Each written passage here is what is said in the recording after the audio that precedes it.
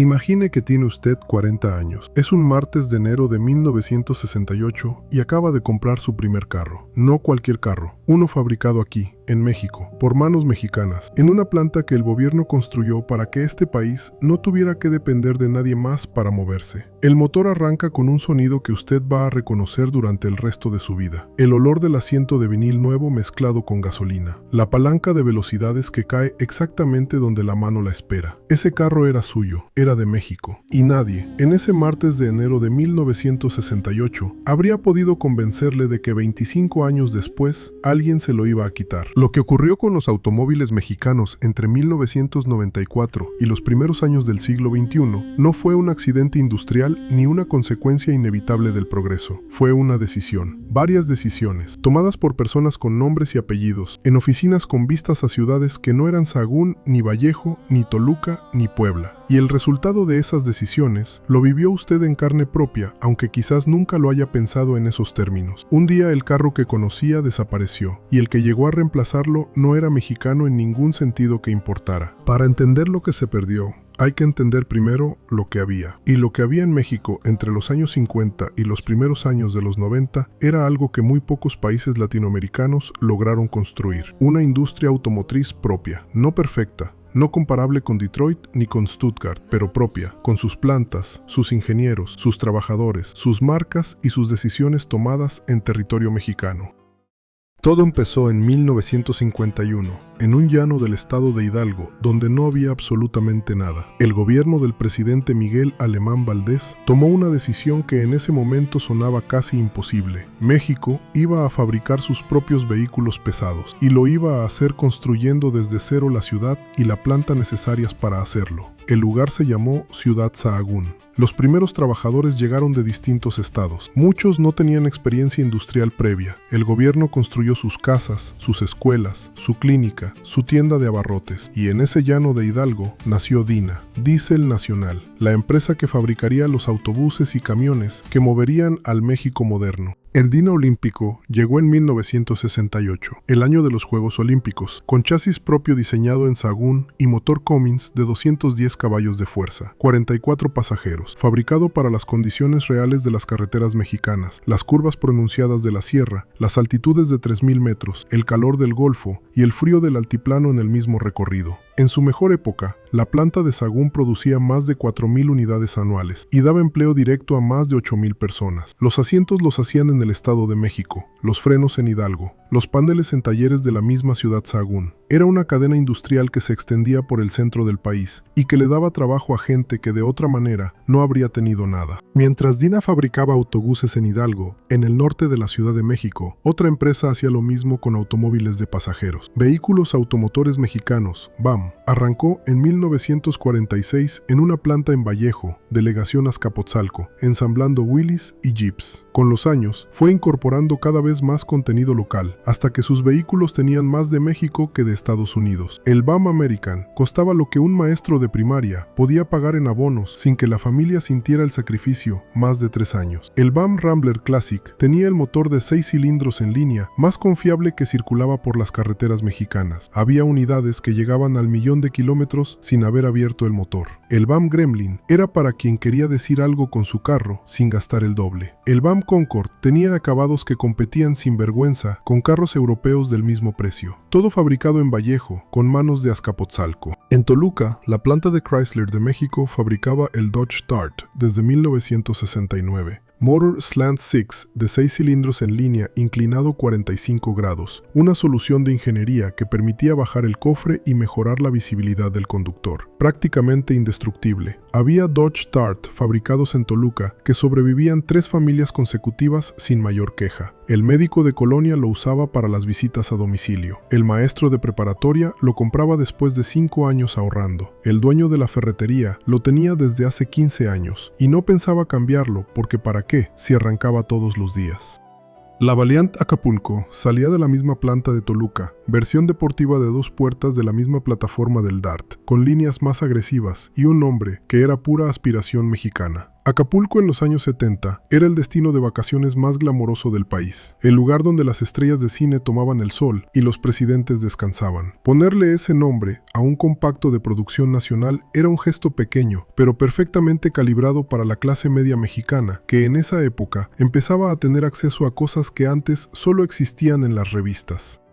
En Puebla, la planta de Volkswagen fabricaba desde 1967 el Volkswagen Sedán, el Bocho, que los mexicanos adoptaron tan profundamente que le pusieron nombre propio y lo convirtieron en símbolo nacional. Motor boxer de 4 cilindros refrigerado por aire, simple hasta la elegancia, que cualquier mecánico de barrio conocía de memoria sin necesidad de computadora ni equipo especial. La misma planta fabricaba la Volkswagen Combi desde los años 60, ese vehículo de motor trasero y conductor adelante que se convirtió simultáneamente en el transporte familiar de los viajes largos, la herramienta de trabajo de miles de negocios pequeños y la columna vertebral del transporte público informal de la Ciudad de México. 253.926 unidades en 25 años de producción en Puebla. En Cibac, Morelos, la planta de Nissan fabricaba desde 1966 el Datsun y después el Nissan Tsuru, el sedán compacto que se convirtió en el taxi más común de México, en el primer carro propio del empleado bancario, en el vehículo de la clase media trabajadora que quería algo confiable y económico sin pretensiones. 30 años en producción, millones de familias mexicanas. El Tsuru blanco con franja marrón era en las calles de la Ciudad de México tan inevitable como el semáforo o el tope. Y en Cuautitlán, Estado de México, la planta de Ford fabricaba el Ford Maverick mexicano durante los años 70, compacto, accesible, el primer carro nuevo que muchos trabajadores jóvenes podían comprar con el crédito del sindicato. Y en Toluca también salía el Renault 12 fabricado bajo licencia, el sedán francés que en México encontró el mismo hogar que en Argentina y Colombia, el carro del empleado de gobierno, del técnico especializado, del hombre que lo compraba a plazos y lo mantenía 10 años porque nunca daba problemas.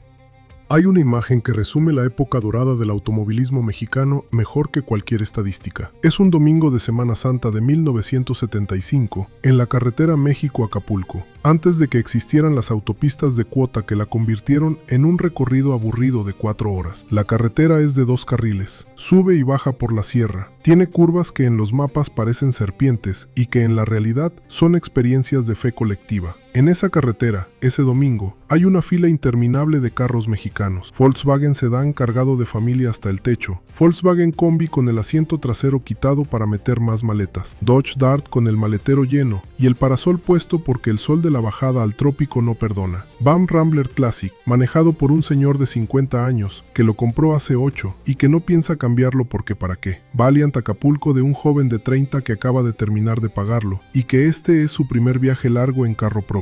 Ninguno de esos carros fue diseñado en México, pero todos fueron fabricados en México, con manos mexicanas, y todos están haciendo el mismo viaje que millones de familias mexicanas hacen ese domingo, el mismo viaje que ese país hace hacia su propia versión de la modernidad y el bienestar. Eso era México en 1975, y eso es lo que desapareció. Lo que unía a todos esos vehículos en esa carretera era algo que los economistas no tienen categoría para medir: la confianza. El dueño del Dodge Dart sabía que si algo fallaba en la sierra, había un mecánico a pocas horas que conocía ese motor. El dueño de la Volkswagen Combi sabía que las refacciones las conseguía en cualquier ciudad del trayecto. El dueño del Bam Rambler Classic sabía que el motor de 6 cilindros que llevaba había sido ensamblado en Vallejo por manos que conocían las carreteras que ese motor iba a recorrer. Esa confianza no estaba en ningún manual del propietario, estaba en la cadena que conectaba al fabricante con el distribuidor, con el mecánico, con el dueño. Una cadena que existía porque toda ella operaba en el mismo territorio, bajo las mismas condiciones, con el mismo conocimiento acumulado de las mismas carreteras y el mismo clima.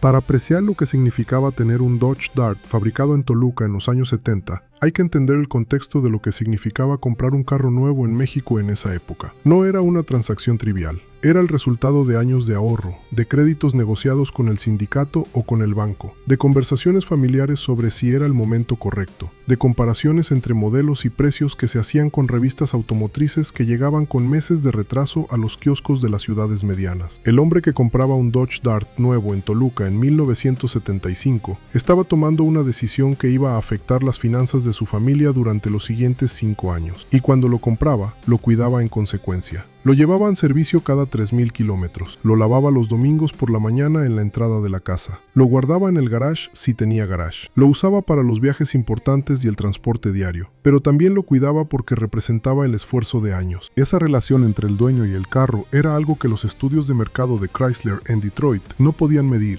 porque no tenían categoría para ella. La Valiant Acapulco tenía una clientela particular que la diferenciaba del Dodge Dart, los jóvenes. No los jóvenes ricos que podían permitirse importaciones, esos existían, pero eran pocos. Los jóvenes de clase media, que habían terminado la universidad, que tenían su primer trabajo formal, que querían un carro que dijera algo sobre ellos sin costar lo que no tenían. La Valiant era deportiva sin ser impráctica. Era llamativa sin ser ostentosa. Era accesible sin parecer económica. El nombre Acapulco hacía el resto. Evocaba el lugar donde querían ir, la vida que aspiraban a tener, el verano perpetuo que prometía la modernidad mexicana de los 70. Cuando la Valiant Acapulco desapareció de la planta de Toluca, no solo desapareció un modelo de carro, desapareció una promesa que ese modelo representaba para una generación específica en un momento específico de la historia de México. Lo que hace especial a esta historia no es la lista de marcas y modelos, sino lo que esas plantas representaban para las personas que trabajaban en ellas y para las ciudades donde estaban. Ciudad Sagún, en Hidalgo, no era solo una fábrica, era una comunidad entera construida alrededor de un proyecto industrial.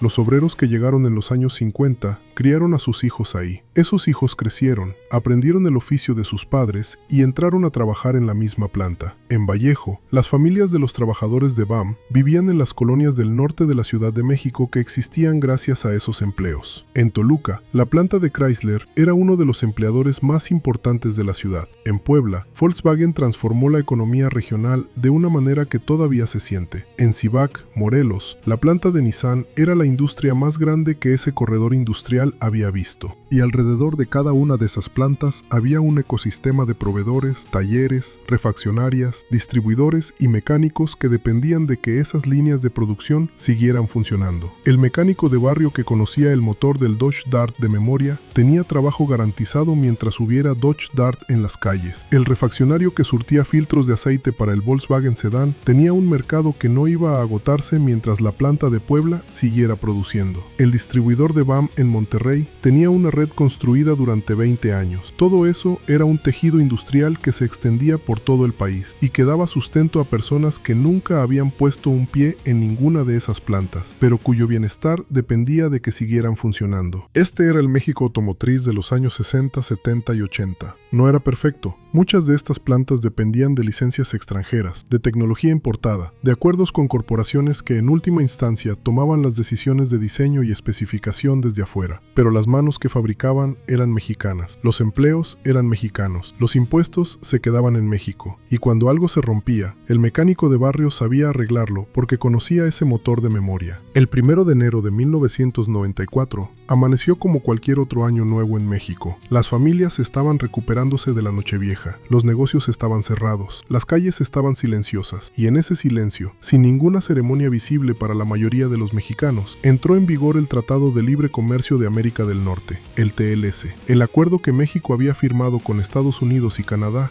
y que iba a cambiar la estructura económica del país de maneras que nadie explicó con claridad antes de firmarlo. El presidente Carlos Salinas de Gortari había negociado el TLC durante 3 años como el proyecto central de su sexenio. La promesa era simple y seductora. México abría su mercado, llegaba la inversión extranjera, los precios bajaban, la economía crecía, el país se modernizaba. Todo eso era técnicamente cierto en el papel. Lo que el papel no decía era a qué costo. Lo que el papel no mencionaba era que abrir el mercado sin construir primero la capacidad competitiva equivalía a poner a un luchador de barrio en el mismo ring que el campeón mundial y llamarlo competencia leal. Para la industria automotriz mexicana, el TLC fue un cambio de reglas a mitad del partido. Durante décadas, las plantas que fabricaban en México habían operado bajo el Decreto Automotriz, una política gubernamental que obligaba a las ensambladoras a mantener un porcentaje mínimo de contenido nacional en sus vehículos y que protegía a las marcas mexicanas con aranceles que hacían inaccesible la competencia directa de importaciones. Era un sistema imperfecto, con sus inercias y sus ineficiencias, pero era el sistema que había hecho posible que existieran DINA, BAM y la cadena de proveedores nacionales que daba trabajo a decenas de miles de mexicanos. Con el TLC, ese sistema empezó a desmantelarse de manera gradual pero irreversible. Los aranceles bajaron año con año según el calendario negociado. Los requisitos de contenido nacional se fueron flexibilizando. Las corporaciones extranjeras que antes necesitaban fabricar en México para vender en México, de repente tuvieron opciones. Podían fabricar en plantas de mayor escala en Estados Unidos, en Brasil, en Corea y simplemente importar al mercado mexicano. La ecuación financiera era clara. La ecuación humana no apareció en ninguna negociación. Las negociaciones del TLC se llevaron a cabo entre 1990 y 1992 en reuniones de las que el público mexicano supo muy poco en tiempo real. Los negociadores mexicanos, encabezados por Jaime Serra Puche como secretario de Comercio, trabajaban con equipos técnicos sofisticados y con una convicción genuina de que la apertura comercial era la dirección correcta para México. No eran corruptos ni malintencionados, creían en lo que hacían. El problema no era la intención, sino el cálculo. Asumieron que las empresas mexicanas tendrían tiempo y capacidad para modernizarse y competir, que la inversión extranjera llegaría a fortalecer lo que existía en lugar de reemplazarlo, y que el mercado resolvería de manera eficiente las transiciones que el tratado generaría. Algunos de esos supuestos resultaron correctos, otros no. Lo que nadie le explicó a los trabajadores de Sahagún, ni a los de Vallejo, ni a los de Toluca, fue que el TLC incluía calendarios de desgravación arancelaria que iban a hacer que las importaciones de vehículos fueran cada año más baratas, que esos calendarios estaban diseñados pensando en el consumidor final y no en el trabajador industrial, y que una vez que las tarifas bajaran lo suficiente, ninguna empresa transnacional iba a tener incentivos para mantener líneas de producción en México, cuando podía fabricar en plantas de mayor escala en otro lugar e importar sin costo adicional significativo. Eso no estaba en los folletos del gobierno. Los folletos mostraban empleos nuevos, inversión extranjera, modernización. Lo que no mostraban era que muchos de esos empleos nuevos iban a venir en lugar de los empleos que ya existían, no además de ellos. La razón oficial del gobierno para firmar el TLC fue la modernización económica, abrir México al mundo, atraer inversión, hacer al país más competitivo. La razón real fue más compleja y menos presentable. México, en 1994, cargaba una deuda externa enorme, necesitaba señales de credibilidad para los mercados financieros internacionales, y el TLC era exactamente esa señal. Era un certificado de que México estaba dispuesto a jugar según las reglas del capitalismo global, aunque esas reglas no hubieran sido diseñadas pensando en el bien de los trabajadores de Sahagún o de Vallejo. La modernización era real, el costo también. Para entender lo que el TLC hizo a la industria automotriz mexicana, hay que entender primero cómo murió cada marca, porque cada muerte tuvo sus propias circunstancias, sus propios responsables y su propio momento exacto. No todas murieron el mismo día ni por la misma razón, pero todas murieron en el mismo periodo y por el mismo proceso de fondo, la decisión de abrir el mercado sin defender lo que existía. VAM fue la primera en caer, aunque técnicamente murió antes del TLC. En 1986, Chrysler adquirió American Motors Corporation, AMC, la empresa americana de la que VAM tenía sus licencias de tecnología. La razón oficial fue que Chrysler no quería competir contra sus propios productos en el mercado mexicano usando una marca local. La razón real fue más directa. A ninguna corporación transnacional le conviene que exista una marca nacional fuerte en el mismo mercado donde quiere vender sin competencia. El VAM American era rentable. El VAM Concord tenía clientes leales. La red de distribución cubría toda la república. Nada de eso importó. Chrysler necesitaba el espacio de mercado que VAM ocupaba. Y el gobierno mexicano de esa época, en medio de la crisis de la deuda y presionado por los organismos financieros internacionales para abrir la economía, no tenía ni el capital ni la voluntad política para defender una empresa que en el papel podía sobrevivir sola, pero en la práctica necesitaba protección para hacerlo.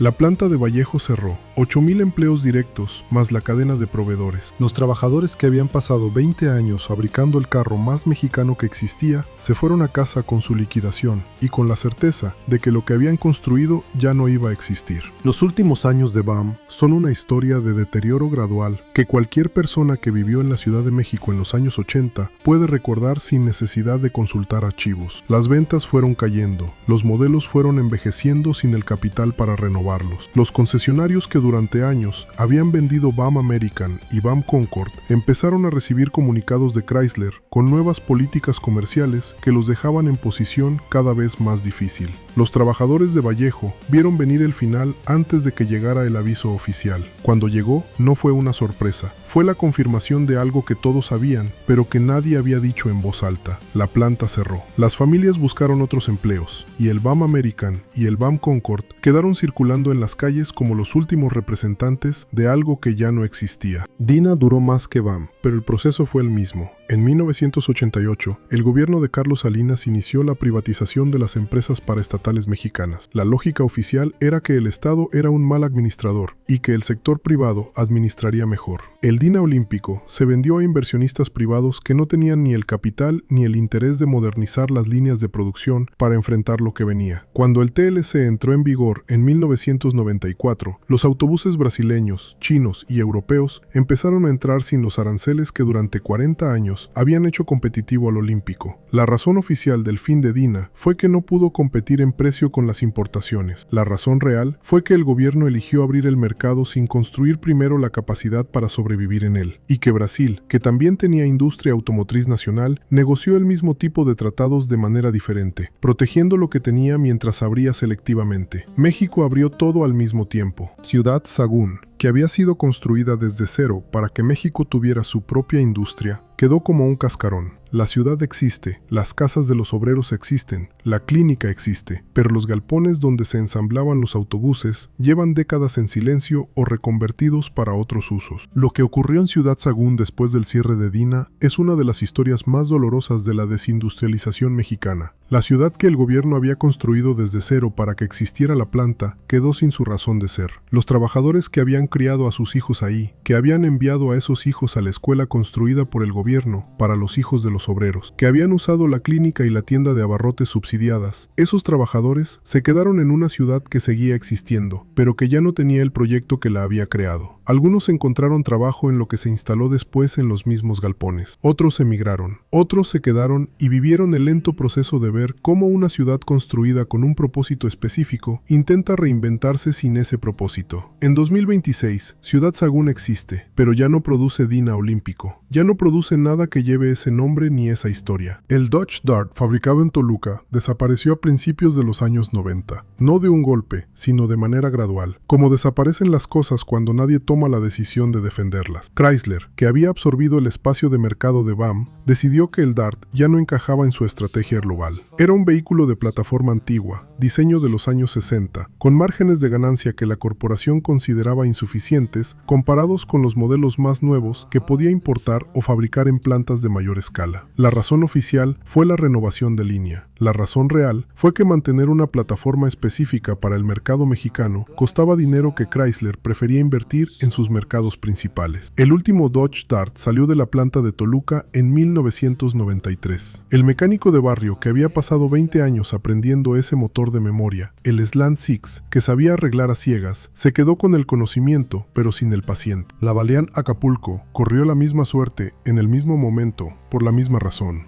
Era la versión deportiva de una plataforma que Chrysler había decidido retirar. Su nombre era un poema de aspiración mexicana. Acapulco, el glamour, el mar, las vacaciones que la clase media soñaba. Pero los nombres no salvan a los carros cuando las corporaciones deciden que no son rentables. La última Valiant Acapulco salió de Toluca junto con el último Dart y con ella desapareció algo que no tenía precio en ningún balance corporativo. El carro que los jóvenes mexicanos de los 70 querían como símbolo de que habían llegado a algún lugar. El Renault 12 mexicano merece un capítulo aparte porque su historia en México forma parte de una historia más grande que se repitió en toda América Latina. Renault llegó al continente en los años 60 como lo que era, una marca europea de segunda línea, buscando mercados que las grandes marcas americanas no habían cubierto completamente. El Renault 12 fue su herramienta principal, un sedán diseñado para ser económico, espacioso y fácil de mantener, sin pretensiones de elegancia ni de potencia, perfecto para el empleado de gobierno que necesitaba un carro que le durara 10 años sin darle problemas. En México encontró exactamente ese mercado, y durante los años en que circuló por las calles del Distrito Federal y de las ciudades del interior, acumuló la misma lealtad silenciosa que acumuló en Argentina y en Colombia. No la lealtad entusiasta del aficionado, sino la lealtad práctica del que sabe que ese carro va a arrancar mañana por la mañana igual que arrancó hoy. Lo que Renault hizo en México y en el resto de América Latina fue lo que hacen las marcas cuando ya no necesitan lo que usaron para crecer. Usó el Renault 12 para construir presencia, para crear red de concesionarios, para generar confianza de marca en mercados que no la conocían. Cuando esa confianza ya estaba construida, decidió que el instrumento que la había construido ya no era necesario. Los modelos más nuevos, más caros y con mayor margen de ganancia eran el futuro. El comprador del Renault 12, el empleado de gobierno que lo pagaba a cuotas y lo llevaba al servicio cada 3 meses, no era el futuro que Renault quería. Era el pasado que Renault agradecía, pero ya no necesitaba. Esa lógica corporativa es perfectamente racional desde la perspectiva de un balance financiero. Desde la perspectiva del empleado de gobierno que se quedó sin carro porque el que podía pagar ya no existía, la lógica era diferente. El Renault 12 fabricado en México siguió el ejemplo de lo que estaba ocurriendo en el resto de América Latina, donde la marca francesa había construido presencia durante 2 décadas y decidió después que el segmento más amplio y más leal de la clase media latinoamericana no era el segmento que quería priorizar en su siguiente etapa. En Argentina, el último Renault 12 salió de la planta de Santa Isabel el 2 de noviembre de 1994, exactamente 23 años después del primero.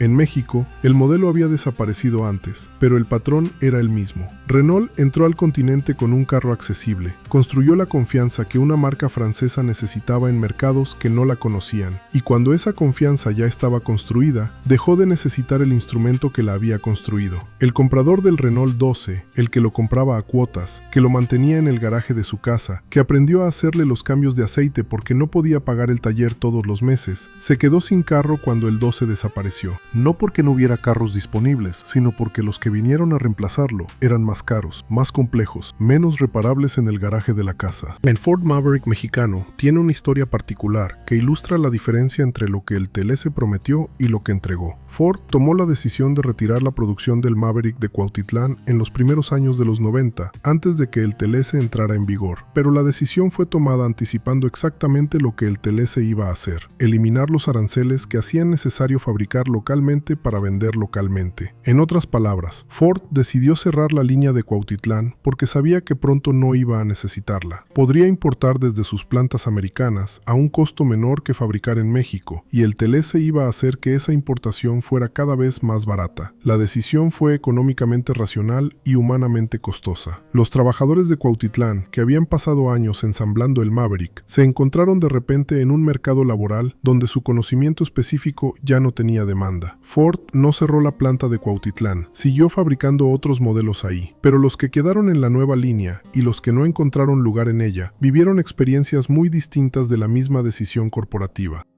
El Ford Maverick mexicano desapareció de Cuautitlán siguiendo la misma lógica. Ford decidió que mantener una plataforma específica para el mercado mexicano no justificaba la inversión cuando podía simplemente importar modelos de sus plantas americanas. La razón oficial fue la modernización de la línea. La razón real fue que el TLC hizo innecesario fabricar localmente lo que podía importarse sin aranceles. Los trabajadores de Cuautitlán, que durante años habían ensamblado el carro que muchos jóvenes mexicanos compraban con su primer aumento, se encontraron en la misma situación que los de Vallejo y los de Sahagún, con un conocimiento específico que ya no tenía aplicación porque el objeto que ese conocimiento servía ya no se fabricaba aquí. La Volkswagen Combi fue diferente en un sentido importante. Volkswagen no la mató por razones de TLC, sino por razones de seguridad, o eso dijo. La carrocería de la Combi tenía el motor atrás y el conductor adelante, lo que significaba que en un impacto frontal no había zona de deformación entre el conductor y el obstáculo. Las nuevas normas de seguridad pasiva que Europa y Estados Unidos empezaban a exigir en los años 90 requerían exactamente esa zona de deformación. Modificar la carrocería de la Volkswagen Combi para cumplir esas normas habría requerido rediseñarla desde cero. La razón oficial fue que ese rediseño era técnicamente imposible sin perder la esencia del vehículo. La razón real fue que Volkswagen calculó que el costo de ese rediseño no podía recuperarse con los márgenes que generaba la Combi en sus mercados principales, México y Brasil, mercados de precio sensible donde el vehículo competía en los segmentos más bajos. El 30 de junio de 1995, la La planta de Puebla apagó la única línea de producción de Volkswagen Combi que quedaba en pie en todo el planeta. 253.926 unidades en 25 años y después silencio. La historia de la Volkswagen Combi en México tiene una ironía particular que no aparece en ningún comunicado oficial de Volkswagen. Cuando la planta de Puebla cerró la línea de la Combi en 1995, los empleados que habían trabajado en esa línea durante años, algunos desde los años 70, pasaron a otras líneas de producción de la misma planta. La planta de Puebla no cerró. Siguió fabricando el Volkswagen Sedán, el Jetta, el Golf, el New Beetle. Los mismos trabajadores, las mismas manos que habían ensamblado la Combi durante 25 años, empezaron a ensamblar otros modelos. Pero el conocimiento específico de la Combi, cómo ajustar ese motor trasero, cómo calibrar esa transmisión, cómo identificar los problemas que eran propios de ese diseño único. Ese conocimiento se fue acumulando en la memoria de personas que ya no lo necesitaban profesionalmente. Los entusiastas que hoy restauran combis en sus talleres de Hidalgo o de Jalisco buscan a esas personas, a los antiguos trabajadores de Puebla que recuerdan los detalles que ningún manual recoge. Es una cadena de conocimiento que se sostiene por voluntad propia, no por necesidad industrial, y eso también es una forma de pérdida. El Volkswagen Sedán, el Bocho, duró más que todos los demás porque tenía algo que ningún otro carro mexicano tenía: un mercado de taxi que lo sostenía cuando el mercado general ya no alcanzaba. Para mediados de los años 90, había más de 100,000 taxis Bocho circulando solo en la Ciudad de México, el mayor parque de un solo modelo de taxi en cualquier ciudad del mundo. Ese bastión cayó en 2002 cuando Andrés Manuel López Obrador, jefe de gobierno del Distrito Federal, promulgó un decreto que prohibía otorgar nuevas concesiones de taxi a automóviles de 2 puertas. El Volkswagen Sedán tenía 2 puertas. Los permisos existentes seguirían hasta su vencimiento, pero no se renovarían. Las ventas del sedán, que habían superado 40,000 unidades anuales a mediados de los 90, cayeron ese año a menos de 7,000. El 30 de junio de 2003, a las 9:05 de la mañana, la línea de producción de Puebla se detuvo. La unidad número 21.529.464 salió pintada de verde. Era el último Volkswagen Sedán fabricado en el planeta Tierra, no solo en México,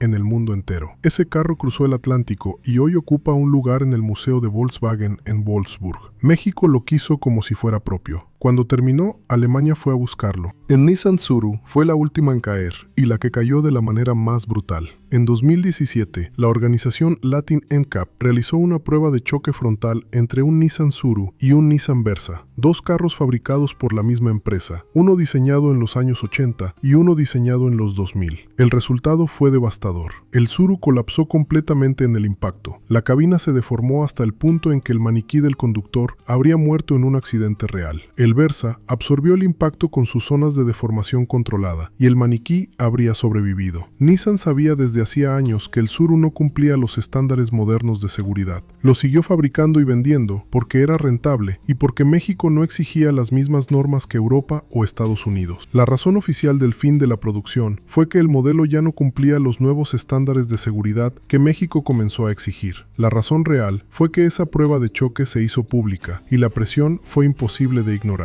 El último Nissan Tsuru salió de la planta de Civac en junio de 2017. 33 años de producción, más de 2 millones de unidades. El carro que toda una generación de mexicanos conoció como el taxi blanco con franja marrón simplemente dejó de fabricarse, sin ceremonia, sin reconocimiento, con el mismo silencio corporativo con que se cierran las hojas de cálculo cuando los números ya no dan. El caso del Volkswagen Sedán, el Bocho, es el más complejo de todos porque involucra 3 niveles de decisión distintos: la corporación alemana, el gobierno mexicano y el gobierno de la Ciudad de México. Volkswagen decidió no invertir en modernizar el motor para cumplir las normas de emisiones que se iban endureciendo año con año. El gobierno federal mexicano no exigió ese cumplimiento con la misma firmeza que los gobiernos europeos lo habrían hecho con una planta en su territorio. Y el gobierno de la Ciudad de México, con el decreto de 2002 que prohibió los taxis de 2 puertas, tomó una decisión operativamente razonable. Un taxi de 4 puertas es más cómodo y accesible para los pasajeros, sin calcular o sin querer calcular que esa decisión iba a ser el golpe final para la producción del Bocho en Puebla. 3 decisiones tomadas en 3 lugares distintos, ninguna diseñada específicamente para matar al bocho, y el resultado fue exactamente eso.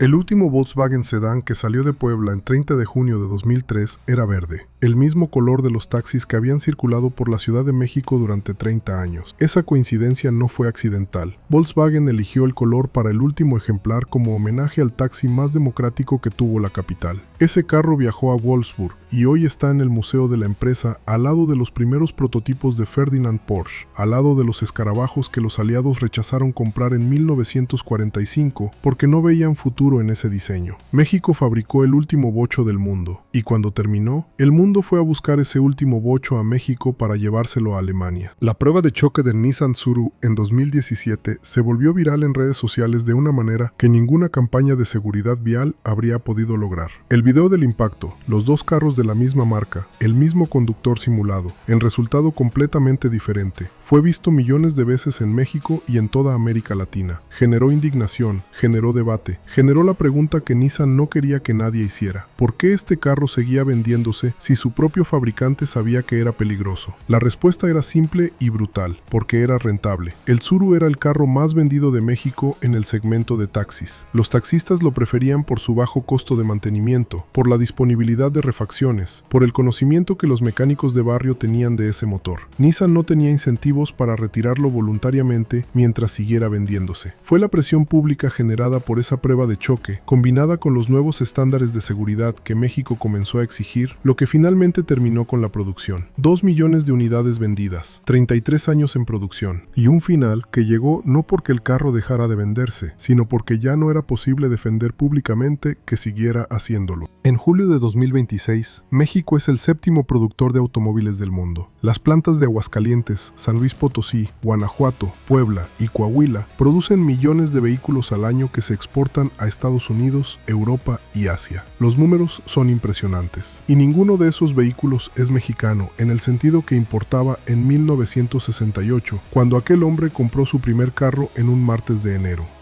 El diseño se decide en Detroit, en Tokio, en Stuttgart, en Seúl. Las ganancias van a los accionistas de Ford, Nissan, Volkswagen, General Motors, Toyota, Kia. Las decisiones sobre qué fabricar, cuándo parar de fabricar, todas esas decisiones se toman en salas de juntas que no están en México. Lo que México aporta son las manos, lo que México recibe son los salarios. La diferencia entre lo que vale un automóvil y lo que cuesta fabricarlo, ese margen, esa ganancia, esa riqueza, se va afuera. En los encuentros de carros clásicos que se celebran en Guadalajara, en la Ciudad de México, en Monterrey y en docenas de ciudades medianas de México, hay algo que llama la atención si uno sabe lo que está viendo. Los carros que más atención generan, los que la gente rodea para fotografiar y para contar historias, no son los más raros ni los más valiosos en términos de mercado. Son los que la gente reconoce. El Dodge Dart color beige, que le recuerda al de su padre. El BAM American, que le recuerda al de su tío. La Volkswagen Combi, que le recuerda a los viajes de Semana Santa. La nostalgia que esos carros generan no es nostalgia por el diseño ni por la tecnología. Es nostalgia por el momento de la vida en que esos carros existían como parte del paisaje cotidiano. Los carros eran el fondo sobre el que ocurrió la vida, y cuando el fondo cambió, la vida cambió con él. Lo que México perdió con esas marcas y esos modelos no fue solo capacidad industrial, aunque eso también fue una pérdida real y cuantificable. Lo que se perdió fue algo más difícil de nombrar, la posibilidad de que una familia de ingresos medios comprara un carro nuevo fabricado en su país, mantenido por mecánicos que conocían ese motor de memoria, reparado con refacciones disponibles en cualquier ciudad del trayecto, conducido por carreteras que ese carro había sido pensado para recorrer. Esa cadena completa, fabricación, distribución, mantenimiento, uso, ya no existe para ningún modelo que se venda en México hoy. Los carros que circulan en las calles mexicanas en 2026 son buenos carros, muchos de ellos fabricados en México, pero las decisiones sobre qué fabricar, cómo diseñarlo, cuándo retirarlo y qué hacer con los trabajadores cuando eso ocurra, se toman en Japón, en Alemania, en Corea, en Estados Unidos. México pone el suelo, pone las manos, pone la infraestructura, el resto lo ponen otros. El caso del Nissan Tsuru tiene una dimensión adicional que no aparece en la mayoría de los análisis de su desaparición. Durante los 33 años que estuvo en producción, el Tsuru fue objeto de múltiples intentos de mejora y actualización que Nissan consideró y descartó, no porque fuera técnicamente imposible mejorar la seguridad del vehículo, sino porque cada mejora de seguridad significativa habría aumentado el precio de venta en un segmento donde el precio era el factor determinante. El taxi en México es un negocio de márgenes estrechos. El taxista que compraba un Tsuru lo hacía porque era el carro más barato que podía comprar nuevo con garantía y con red de servicio. Si el Tsuru hubiera costado 15 o 20% más por llevar airbags y estructura reforzada, muchos taxistas habrían comprado un carro usado en su lugar. Nissan calculó que ese riesgo no valía la inversión. La seguridad del conductor y del pasajero era, en ese cálculo, una variable secundaria. Eso es lo que la prueba de choque de 2017 puso en evidencia de una manera que ningún comunicado corporativo podía manejar. Los sindicatos que representaban a los trabajadores de las plantas automotrices mexicanas no estuvieron ausentes durante la era del TLC. Estuvieron presentes pero con poco poder real. El Sindicato Nacional de Trabajadores de la Industria Automotriz negoció las condiciones de los cierres, consiguió liquidaciones, defendió lo que pudo defender dentro de los límites que la ley y la correlación de fuerzas le permitían. Pero defender los empleos individuales de los trabajadores afectados es diferente a defender la existencia de la industria en su conjunto. Para defender la industria se necesitaba poder político que los sindicatos no tenían y que el gobierno, que era el único actor con ese poder, había decidido no usar. Las razones del gobierno para no usar ese poder eran las mismas que mencionamos antes: deuda externa, credibilidad ante los mercados financieros internacionales, el proyecto modernizador que el TLC representaba. Los trabajadores de Sagún y de Vallejo pagaron el costo de ese proyecto, y nadie, en ninguna negociación, les preguntó si estaban dispuestos a pagarlo. Hay una generación de mexicanos que creció en los años 60 y 70 con la certeza de que México era un país que hacía sus propias cosas, que fabricaba sus propios autobuses, sus propios carros, sus propios aviones en las líneas de Aeroméxico, sus propios Cero en Fundidora de Monterrey. Esa certeza no era ilusoria, era el resultado real de un proyecto de industrialización que el Estado mexicano había sostenido durante décadas con una combinación de inversión pública, protección arancelaria y voluntad política. El proyecto tenía sus problemas, ineficiencias, dependencia tecnológica, corrupción en algunos sectores, pero producía algo que los modelos que lo reemplazaron no han producido: la sensación de que el país era capaz de construir lo que necesitaba. Cuando esa generación ve hoy que México ensambla millones de carros al año, pero no diseña ninguno, que México produce más acero que en los años 70, pero que Fundidora de Monterrey lleva 4 décadas convertida en parque, que México opera más líneas aéreas que nunca, pero que Mexicana quebró y nunca fue resucitada. Cuando ve todo eso, siente algo que no es solo nostalgia. Es la constatación de que algo se perdió que no ha sido reemplazado. No los carros, no las plantas, la convicción de que México podía. Hay algo que los números no capturan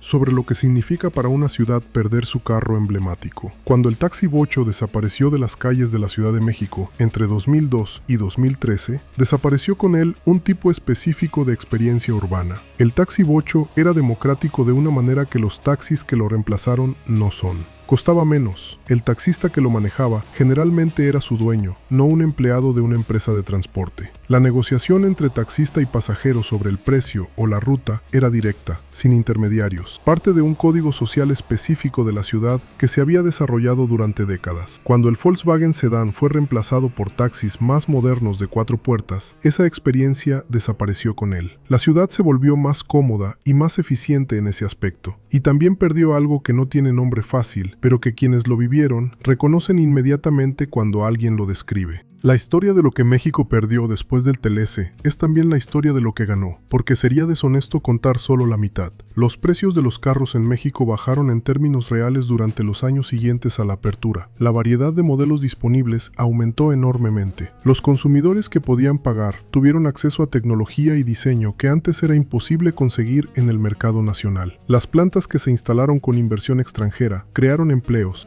bien pagados en muchos casos, con condiciones laborales superiores similares a las de muchas otras industrias. Todo eso ocurrió y es real. El problema no es que el TLS no haya traído beneficios. El problema es que esos beneficios y esos costos no se distribuyeron de la misma manera. Los que ganaron y los que perdieron no fueron las mismas personas. Y quienes perdieron, los trabajadores de Sahagún y de Vallejo y de Toluca, los mecánicos cuyos conocimientos dejaron de ser demandados, las familias que vivían en las colonias que dependían de esas plantas, no estuvieron en ninguna de las mesas donde se tomaron las decisiones. Cuando el mecánico de Iztapalapa que mencionamos al principio de esta historia dice que no extraña los carros, sino la época, está diciendo algo más preciso de lo que parece. Extraña el momento en que su conocimiento tenía demanda garantizada. Extraña el momento en que el objeto que reparaba existía en una cadena que tenía sentido geográfico, fabricado aquí, usado aquí, reparado aquí. Extraña el momento en que ser buen mecánico en México significaba ser parte de algo más grande que un taller en una calle de Iztapalapa. Eso no lo dice así, con esas palabras, porque no tiene por qué haberlo analizado de esa manera. Lo dice de la única manera que tiene. Dice que extraña la época. Y la época que extraña es la época en que México hacía sus propios carros, con sus propias manos, para sus propios ciudadanos, con sus propias decisiones. Esa época terminó, y no fue un accidente. En los yonques de Hidalgo todavía aparecen chasis de Dina Olímpico que los entusiastas compran y restauran. En los encuentros de carros clásicos de Guadalajara y la Ciudad de México aparecen BAM American, BAM Concord, Dodge Dart, Valiant Acapulco, perfectamente mantenidos por dueños que entienden que lo que cuidan no es solo un vehículo. En los barrios de la Ciudad de México siguen circulando Volkswagen Sedán y Volkswagen Combi, que llevan décadas en manos de las mismas familias. El Nissan Tsuru todavía existe en las calles. Millones de unidades vendidas no desaparecen de un día para otro, pero ya ninguno sale nuevo de ninguna fábrica. Quedan 2000 caracteres de historia que contar. Son los más difíciles de escribir porque son los más difíciles de aceptar. México en 2026 no solo ensambla carros que otros diseñaron. México en 2026 tiene la infraestructura, el capital humano y la posición geográfica para hacer mucho más que ensamblar. Las plantas instaladas en Guanajuato, en Nuevo León, en Coahuila, son de las más modernas del mundo. Los ingenieros mexicanos que trabajan en ellas son competitivos con cualquier ingeniero de cualquier país. La mano de obra mexicana tiene una reputación de calidad que las mismas corporaciones que la contratan reconocen públicamente. Todo eso existe, y aún así, ninguna de esas corporaciones le ha encargado a México el diseño de un vehículo nuevo. No porque México no pueda, porque el sistema que el TLS ayudó a consolidar asigna el diseño a los países que tienen el poder de negociación para exigirlo. Y México decidió hace 30 años que el poder de negociación no era la prioridad. La prioridad era la inversión. La inversión llegó y las decisiones se fueron con ella. Hay un mecánico en Iztapalapa que tiene 72 años y que lleva 50 trabajando en el mismo taller de la misma calle. En su vida profesional ha visto pasar el Dodge Dart, la Valiant Acapulco, el BAM American, el Volkswagen Sedán, la Volkswagen Combi, el Nissan Tsuru. Conoce cada uno de esos motores de memoria. Puede desarmarlos y volverlos a armar sin manual, sin computadora, con las herramientas que tiene en el taller desde hace 40 años. Cuando le preguntan cuál era mejor, dice que todos tenían sus cosas. Cuando le preguntan cuál extraña más, hace una pausa larga y dice que no extraña los carros. Extraña la época en que los carros que reparaba los habían hecho sus vecinos, en plantas que estaban a unas horas de su taller, con manos que conocía o que podría haber conocido. Eso es lo que se perdió. No el Dart, ni el Tsuru, ni la Combi. Lo que se perdió fue la cadena que conectaba al mecánico de Iztapalapa, con el obrero de Sahagún, con el ingeniero de Vallejo, con el trabajador de Toluca. Esa cadena la cortó un tratado que se firmó en una ceremonia que ninguno de ellos vio y cuyas consecuencias nadie les explicó. México construyó durante 40 años una industria automotriz propia. Imperfecta, dependiente en muchos aspectos de tecnología extranjera, pero propia en lo que importaba. La cortaron de raíz en el nombre de la modernización. Y hoy, cuando los números de producción son los mejores de la historia, cuando las plantas son las más modernas del continente, cuando los ejecutivos de las automotrices elogian la calidad de los trabajadores mexicanos, hoy, en ese México que es séptimo productor mundial, el mecánico de Iztapalapa sigue reparando carros ajenos con conocimiento propio. Y eso es todo lo que quedó.